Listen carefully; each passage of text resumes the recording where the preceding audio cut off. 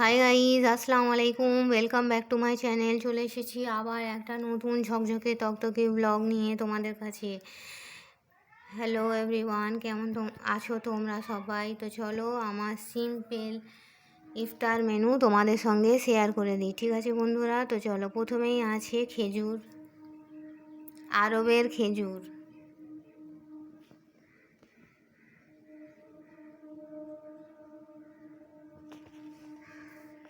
তারপরে আছে ফলে আছে তরমুজ, সবেদা আর কলা। তারপর আছে ডালের স্যালাড। তারপর আছে লাড্ডু ও গজা।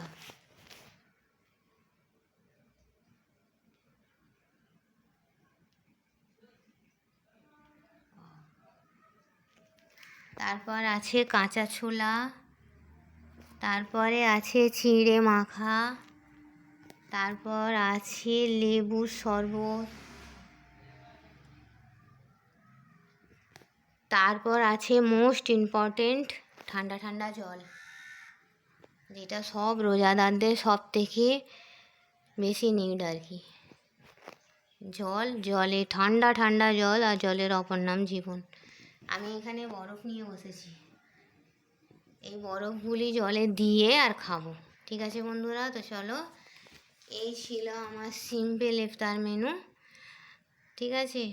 তেলে ভাজা আনতে গেছে, এখনও এনে আসেনি, পৌঁছায়নি, তাই জন্য বলি না শেয়ার করে দিই। আজানের সময় হয়ে গেছে, আজান হয়ে যাবে। তো চলো বন্ধুরা, এই ছিল ফল, খেজুর, চিঁড়ে, শরবত, স্যালাড, লাড্ডু, ছোলা, ঠিক আছে বন্ধুরা? তো চলো, এই ছিল আমার সিম্পল ইফতার। কে কে আমার সঙ্গে ইফতার করবে বন্ধুরা? আর 2-3 দিন বাকি আছে, মাহে রমজান শেষ হয়ে যাচ্ছে।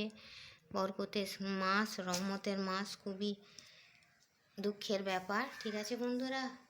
আসছে বছর, আগামী বছর যদি বেঁচে থাকি ব্লগ করব, আর যদি না থাকি কি বলো, তাই না?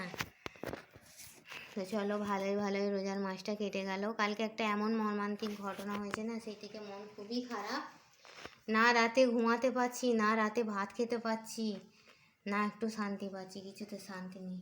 তো চলো, হোয়াট এভার, দুঃখ কষ্ট নিয়েই তো জীবন। কালকে শরীরটা একদম দেয়নি, ওই জন্য ব্লগও করতে পারিনি, উঠতে পারিনি, ইফতারের কিছুই করতে পারিনি, ঠিক আছে বন্ধুরা? তো চলো, আজকে দেখিয়ে দিলাম আমার সিম্পল ইফতার।